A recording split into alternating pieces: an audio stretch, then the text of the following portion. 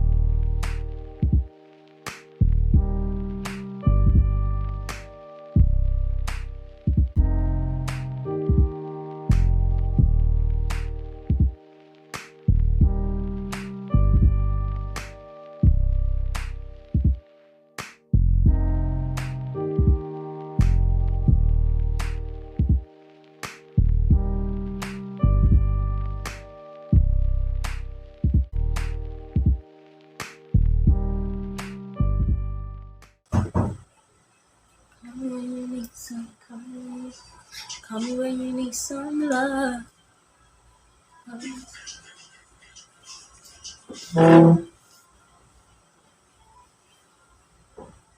Here you go. Okay, so over here I was just honestly just putting back all the things I had removed and placing my candle where it's supposed to be, just trying to make it look more proper before I finish up with my cleaning, and then everything after this looked proper and in its usual way.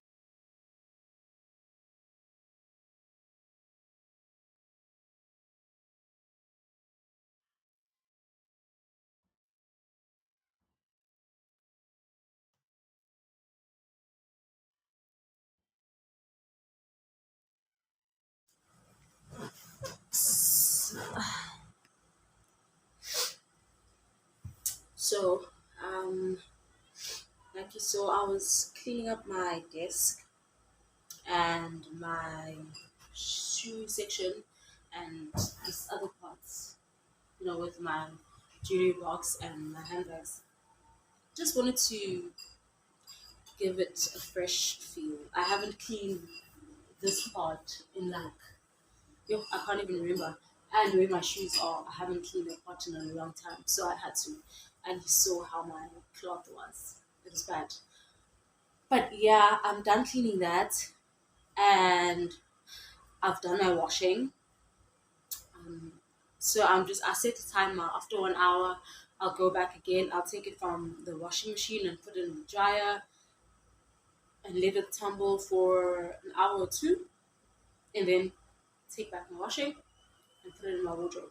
But for now, the only thing I'm gonna do right now is just to chill, honestly, because it's Sunday. I want to cook. I'm gonna see if whatever. Yeah, I'll see if I'll cook.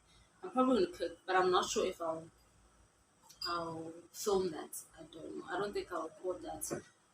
But yeah, I think this is it. I'm just trying to think. Is there anything left?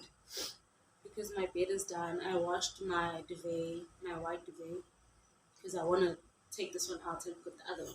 But I'll put it like during the week, not today, because this one is still fine. So yeah, that was it for the resets. If there's anything else that I forgot, I'll probably like include it in the video. I just can't remember what is it that I forgot right now. I don't think I forgot anything because I've done my devotion. Um, I I don't know if I'll journal. I don't know if I'll journal, but I went to church, like I said. It was okay. And they were speaking about, um, well, they have the series of finance. So they're just preaching about finance and being free from financial stress and um, financial stress, basically, yeah. But he, we read, I'm trying to think of the verse of the book we read. Was it Psalms? I think it was Psalms. But it was about Ruth. Oh, it was Ruth. It was Ruth. Ruth 1, verse 1. It was basically speaking about this woman who had who was living with her husband and her two sons, and they moved from a place called Galilee. I can't remember where they moved from, but in that place, it was a place where there was recognition of God. They believed in God. They praised God. But at that time when they were living there, there was no food. There was no water. It was just a very rough patch for that area. And so they decided to leave. When they left, they went to another place called Bo- Boam or Moab. Moab. They went to a place called Moab, where they hoped to find food. They hoped to you know, get a better life, only to find out that in that area they don't believe in God, they do not praise God, they're a cursed nation. But when they moved there, their sons ended up marrying. So they found two women and they married. When they married, not long after that, so immediately when they moved into that area called Moab, the husband passed away. And then 10 years later, the sons got married. Then when they got married, they married these two women. One was called Naomi and the other one was, no, the mother was Naomi. One was called, I forgot their names. Forgot their names. But yeah, those two women, they married them. Then not long after the marriage, the sons passed away. And so after the passing of the son, Naomi was like, you know what, I'm going back to my hometown. And I just heard that God has blessed them with more crops. There's life again where we left. So it's best I move back to where I was born. And so when she did that, um, when she was like, um, being ready to leave, the two wives of her sons wanted to leave with her, and she insisted on them staying because she didn't get why they were leaving with her. And given the fact that they don't believe in Jesus, and where she's going is a place where Jesus is praised, and so one insisted on going with her, and the other was like, okay, fine. After crying and pleading, one really gave up and went back to her hometown, and the other went with her. And she told her that, listen, I will die where you die. I will walk where you walk. I will be with you in each and every step of the way. I want to stick beside you. Okay? So they went back to that place. And to actually think of it, they did get there, and there was food, there was life, there was, everything was positive on that side. And then, okay, fast forward. So the girl,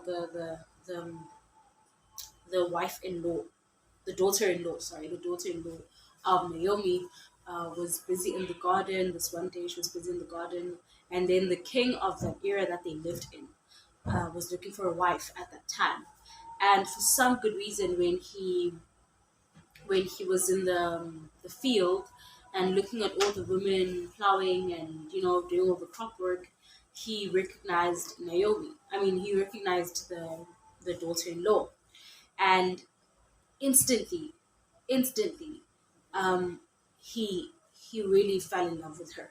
He really saw something good in her. He wanted to marry her.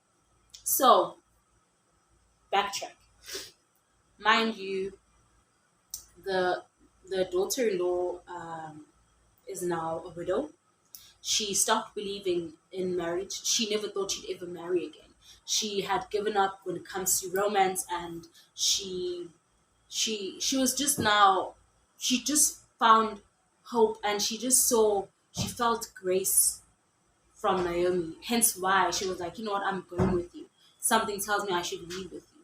And when she did leave, this is what happened. A king wanted to marry her, and eventually they did get married. And it was just, it was a glorious thing. So that's what the pastor was preaching about. And then he carries on to say, what he basically means is that um, even when you're in situations and seasons where you feel like there is no. Okay, I was rambling this whole time, but basically, what the pastor is saying is that you will, God will use people that you never thought could use to help you find your destiny.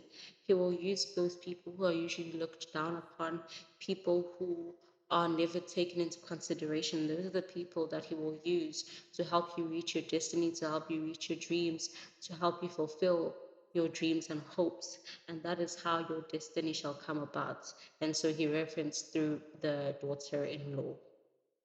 So he started talking about destiny and not finance. And then I was like, okay, I understand what you're preaching, but how does it link to the whole series of finance, But anyway, it was a good sermon. At least I related to what he was saying. Like, I understood what he was preaching about, even though it didn't relate to the finance series. Maybe I'm seeing it in a different way. Someone else might describe it and perceive it differently. But yeah, I just wanted to share that. But anyway, yeah, that's it. That's it. I just wanted to share that. I hope you guys had a wonderful Sunday. I had a beautiful Sunday. It's not over yet. I don't know what I'm gonna do right now. Honestly, I'm just waiting for my washing, and then after that, I'll see what I do. But I think this is it for me. Yeah, this is it for me. Nothing much happened here. Yeah, nothing much happened. But yeah, I hope you guys enjoy. I hope you guys do well. God bless you. Don't forget to like, comment, and subscribe. Subscribe. Please subscribe. Yazi, I've noticed I get more views than my subscribes. Like, I've got less subscribers, but my videos get more views. can you try and make it balance, please? Please, if you're gonna see my video, please subscribe. Just immediately when you see my video, press subscribe first, and then watch, then like. No, actually, subscribe, like, and then watch. That's what I do. So yeah, yeah, and guys, thank you. Keep well.